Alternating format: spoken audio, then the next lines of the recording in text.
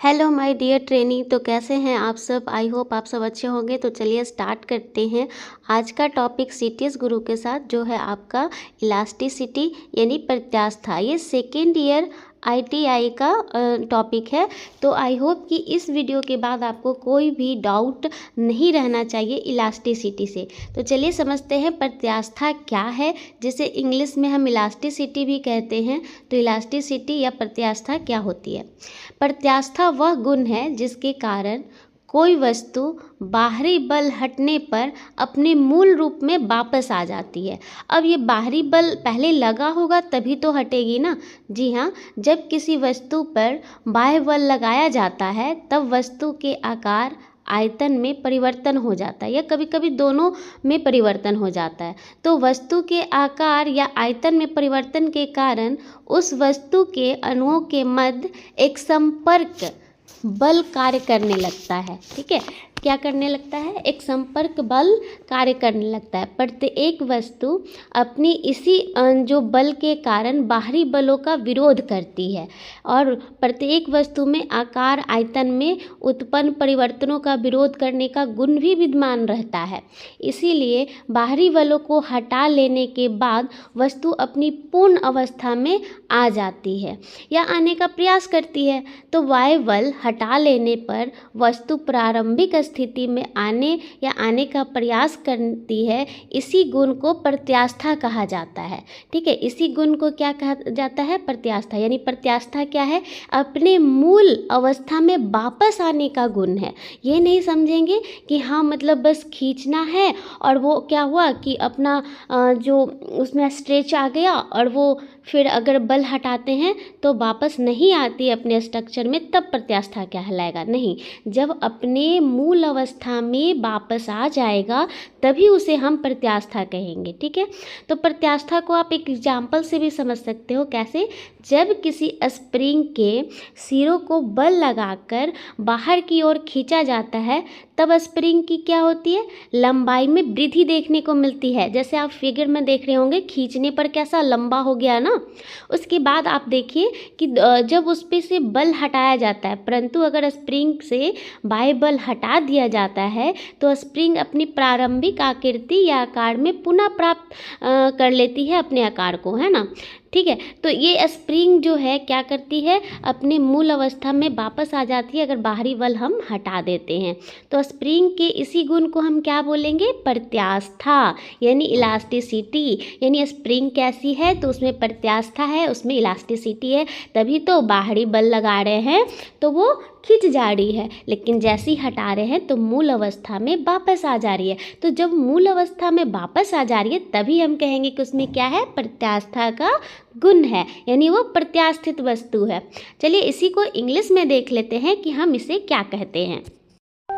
मैंने अभी आपको बताया कि प्रत्यास्था को इंग्लिश में इलास्टिसिटी कहते हैं। तो इलास्टिसिटी क्या हो जाएगा? Elasticity is the property by which material return to its original shape position after being stretch और डिफॉर्म्ड। यानी कि अगर उसे हम खींचते हैं और उसको फोर्स देते हैं, बाहरी बल देते हैं, तो उसको हटाने पर क्या होता है? वो वापस अपने शेप में आ जाता है। इसी चीज़ को हमने इंग्लिश में भी लिखा है और हिंदी में लिखा है। तो आई होप इससे आपको क्लियर हो गया होगा। अगर नहीं हुआ है तो चलिए एक और एग्जांपल आपको देती हूँ।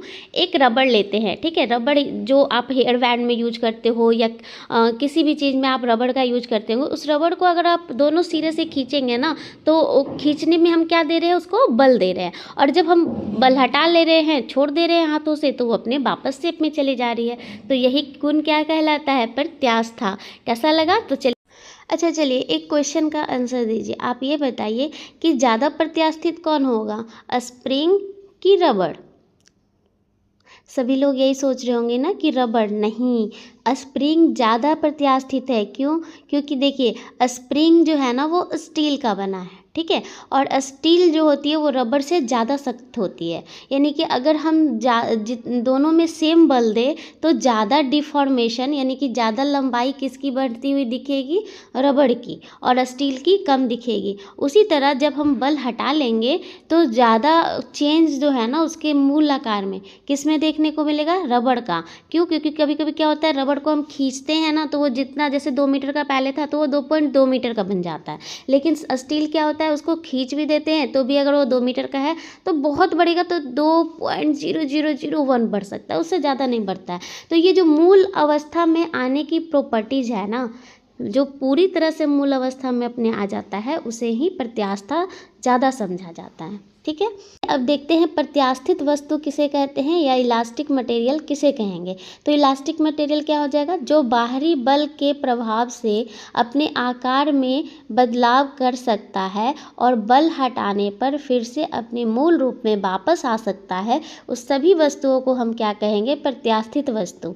Elastic material are the substance that can change their shape under an external force and return to their original form when the force is removed। यानी कि फोर्स हटाया और वो जो है अपने मूल अवस्था में वापस आ जाए। तो इसमें कौन कौन सी वस्तु हो जाएगी, एग्जाम्पल के रूप में आप देख सकते हैं रबड़। रबड़ के बाद आप देख सकते हैं रबड़ के बॉल को आप समझ सकते हो, स्प्रिंग को समझ सकते हो, फोम को समझ सकते हो, या फिर आप गद्दा जो यूज करते हैं। कभी कभी क्या होता है, लाइक्रा का जो कपड़ा होता है ना वो भी आपका स्ट्रेचेबल होता है, यानी उसको अगर खींच देंगे तो क्या होगा, थोड़ा लंबड़ जाएगा और फिर छोड़ देंगे तो वापस अपने शेप में आ जाएगा। यानी इस टाइप की जो भी चीज़ें हैं सभी किस में आएगी, तो इलास्टिक मटेरियल में आएगी। अब देखिए इलास्टिक मटेरियल का बिल्कुल विपरीत होता है हमारा प्लास्टिक मटेरियल। तो ये प्लास्टिक मटेरियल क्या होता है वो देख लेते हैं, क्योंकि ये सारी चीज़ें आपको इलास्टिसिटी के अंदर ही पढ़नी है। तो प्लास्टिक पदार्थ किसे कहेंगे या प्लास्टिक मटेरियल किसे कहेंगे, देखते हैं।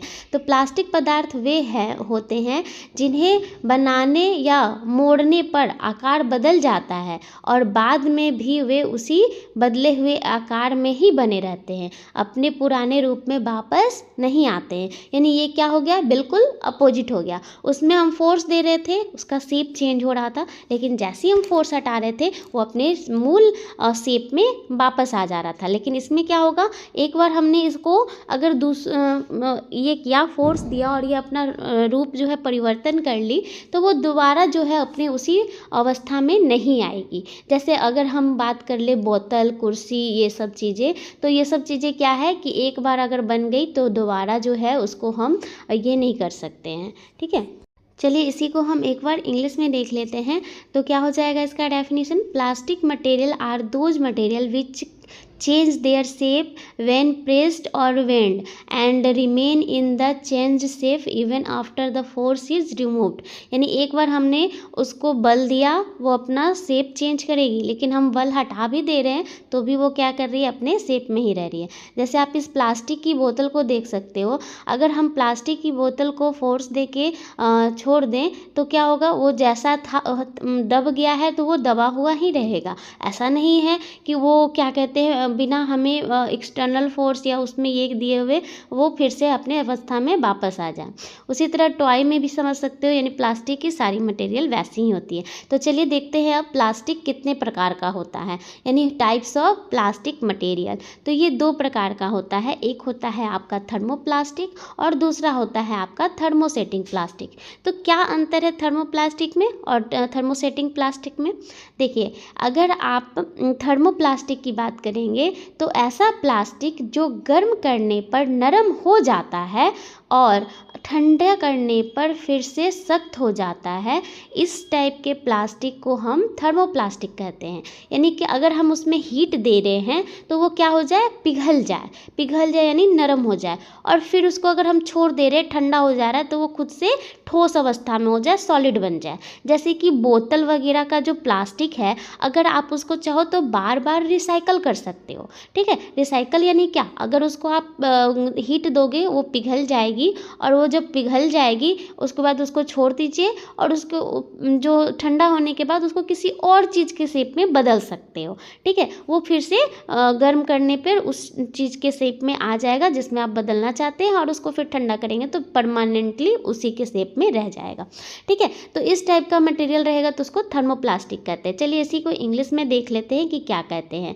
तो इंग्लिश में लिखा है कि thermoplastic can be melted and reshaped again and again. ठीक है, हमने क्या आपको बताया, यही बताया ना कि बार बार वो अपने शेप में आ सकता है। उसी तरह अब चलते हैं, देखते हैं हमारा थर्मोसेटिंग प्लास्टिक क्या होता है। तो थर्मोसेटिंग प्लास्टिक फ्रेंड आपको बता दूं कि ये ऐसा प्लास्टिक होता है जो एक बार बनाने के बाद जो है सख्त हो जाता है और फिर कभी उसको टेम्परेचर देने के बाद भी नहीं पिघलता है, यानी उसका रिसाइकल बार बार हम नहीं कर सकते हैं। आपको एग्जाम्पल के रूप में एक चीज़ बताती हूँ, जैसे आप कुकर का हैंडल देखे हो, है ना।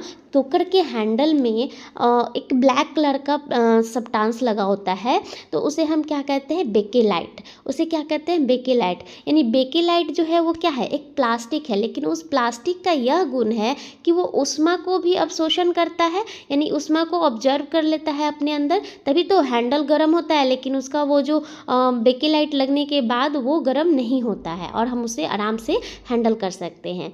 ठीक है, और वो ऐसा है कि अगर उसमें हीट लग रही है तो वो पिघलता भी नहीं है, उसको दोबारा आप नहीं पिघला सकते, वो टूट जाएगा, विखंडित हो जाएगा, लेकिन दोबारा वो उसी शेप में नहीं आएगा। ठीक है, तो इसको ही हम क्या कहेंगे, थर्मोसेटिंग प्लास्टिक। सेटिंग यानी हमेशा के लिए सेट हो जाना। ठीक है, इसी को इंग्लिश में देख लेते हैं। तो thermoplastic is that plastic which becomes hard after setting and can not be remoulded, यानी कि दोबारा हम उसे नहीं बना सकते। जैसे आप एग्जाम्पल में देख सकते हो कुकिंग पैन, या फिर आप स्विच बोर्ड भी बोल सकते हो, या इलेक्ट्रिक कुकर का या कुकर का हैंडल भी बोल सकते हो। आजकल तो बेकेलाइट आपको हर चीज़ में देखने को मिलता है ना। जैसे आप एक बॉयलर ले लो, बॉयलर का नीचे का जो वस्तु है वो बेकेलाइट का ही बना हुआ रहता है। ठीक है, चलिए तो आज हमने देखा क्या कि प्लास्टिक क्या है, ठीक है, प्लास्टिक के टाइप क्या हैं, और इधर हमने देखा था प्रत्यास्था क्या होती है और प्रत्यास्थित वस्तु क्या होती है। ठीक है, प्रत्यास्थित वस्तु में कौन कौन आते हैं। तो चलिए कुछ एग्जाम्पल देख लेते हैं जो आपको क्लैरिफाई कर देंगे कि थर्मोप्लास्टिक किसे कहेंगे और थर्मोसेटिंग प्लास्टिक किसे कहेंगे। ये सारे एग्जाम्पल जो मैं आपको बता रही हूँ वो आप ज़रूर याद रखिएगा, क्योंकि कभी कभी क्या होता है, इसका नाम आपको दे देगा और पूछेगा कि बताओ ये कौन सा प्लास्टिक है, ये क्वेश्चन बन सकता है। इसलिए आप ध्यान से देखेंगे कि क्या क्या एग्जाम्पल में हम आपको बता रहे हैं। तो ये रहा फ्रेंड थर्मोप्लास्टिक और थर्मोसेटिंग प्लास्टिक का एग्जाम्पल, जिसको आपको याद रखना चाहिए। तो थर्मोप्लास्टिक यानी कि बार बार रिसाइकल किया जाने वाले में कौन कौन आता है, तो पीवीसी पाइप्स हो गए, पॉलीथीन बैग्स हो गए, एबीसी प्लास्टिक हो गया, और पॉलीकार्बोनेट, और आपका प्लास्टिक की बोतल्स, ये जितने भी होते हैं प्लास्टिक, ये सभी रिसाइकल कर किए जा सकते हैं और बार बार इनको गर्म करके और ये किया जा सकता है, नरम बनाया जा सकता है। तो थर्मोसेटिंग प्लास्टिक का एग्जाम्पल देखते हैं कौन कौन हो जाएगा। एक तो हो गया बेकेलाइट, दूसरा हो गया आपका मेलामाइन, और तीसरा है आपका इपॉक्सी रेजिन। इपॉक्सी रेजिन का जो है ना, आप अभी देख रहे होंगे कि आर्टिफिशियल फ्लोरिंग बनाने के भी काम में आ रहा है। ठीक है, जो टाइल्स का रूप ले लेता है एक बार अगर सूख जाए तो ये इपॉक्सी रेजिन के वजह से ही होता है। एक है आपका फेनोलिक रेजिन, और आप नेक्स्ट याद रखेंगे पॉलीइथेन फोम। ठीक है, पॉलीइथेन फोम, और भी बहुत सारे एग्जाम्पल हैं, लेकिन ये सब आपको ज़्यादातर याद करके रखना चाहिए। ठीक है, तो अब चलते हैं, हम आगे बढ़ते हैं और देखते हैं कि प्रत्यास्था में जो हम बाहरी बल की बात कर रहे हैं, जो बल लगा रहे हैं, वो कौन सी बल होती है और उसकी परिभाषा क्या होती है। तो चलिए देखते हैं ये बल कौन सी है। फ्रेंड ये देखिए, ये है विरूप बल यानी डिफॉर्मिंग फोर्स, जो कि आपके इलास्टिसिटी में यूज होता है। जैसे हम खींचने के लिए या दबाने के लिए जो बल लगाते हैं, उसी बल को हम क्या बोलते हैं, विरूप बल।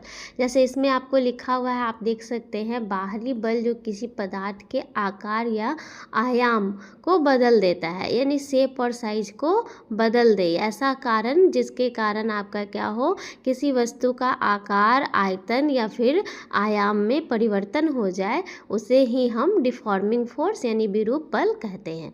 External force that alter the shape और साइज ऑफ ए मटेरियल, है ना।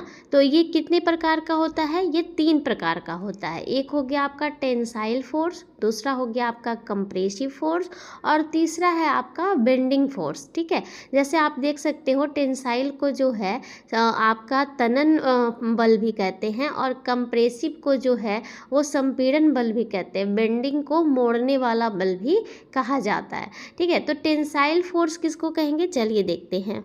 आप देख सकते हैं कि तीनों बलों का कितना सिंपल सा परिभाषा दिया हुआ है, यानी टेंसाइल फोर्स को खींचने वाला बल कहते हैं, वैसा बल जो खींचने के काम में आता है।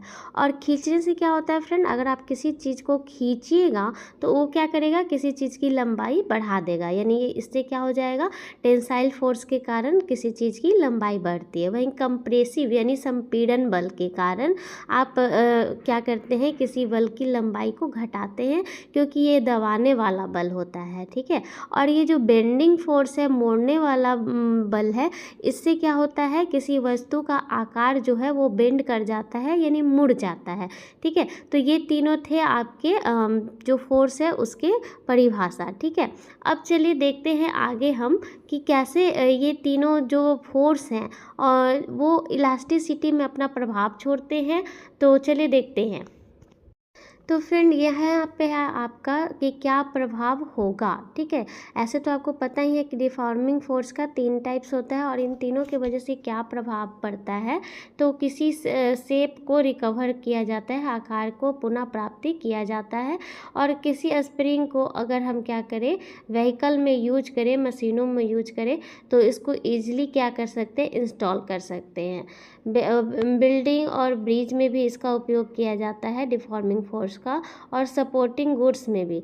ये बल क्या होता है, बल जो है ना वो किसी चलती हुई वस्तु को रोक सकता है या किसी रुकी हुई वस्तु को चला सकता है ना, या फिर किसी वस्तु का जिसका आकार छोटा है उसका बड़ा कर सकता है और जिसकी आकार बड़ी है उसको छोटा भी कर सकता है। ये सारी प्रभाव जो है इस डिफॉर्मिंग फोर्स को के होते हैं और इसीलिए ये इलास्टिसिटी में अधिक महत्वपूर्ण होता है। ठीक है, तो ये थे आपके क्या, तो डिफॉर्मिंग फोर्स के महत्व में आप वही समझेंगे कि कैसे किसी बिल्डिंग में हम डिफॉर्मिंग फोर्स के कारण उसमें जो ब्रिज है उसमें क्या होता है, आप देखिएगा बीच में जो ज्वाइनिंग होती है ना ब्रिज में, वो उसमें भी आपका डिफॉर्मिंग फोर्स काम करता है। जैसे ही कोई गाड़ी आपका ब्रिज से क्रॉस करता है वो कंप्रेस्ड हो जाता है, नीचे की ओर दब जाता है और जैसे ही हटता है वहाँ पे उठ जाता है। ठीक है, तो ये हमेशा क्या करता है, कंप्रेशन और ये इलोंगेशन के मदद से ब्रिज को हमेशा बैलेंस रखता है। तो इसी टाइप से आपको और भी चीज़ें इलास्टिसिटी में हम पढ़ाएंगे, वो हमारा नेक्स्ट वीडियो में आएगा, जो है तनाव और विकृति। तनाव और विकृति अगले लेक्चर में चलेगा और प्रत्यास्था अभी बहुत लंबी है। तो ये हमारा फर्स्ट लेक्चर वीडियो था, कैसा लगा इसका रिस्पॉन्स हमें कमेंट बॉक्स में ज़रूर बताइएगा। धन्यवाद।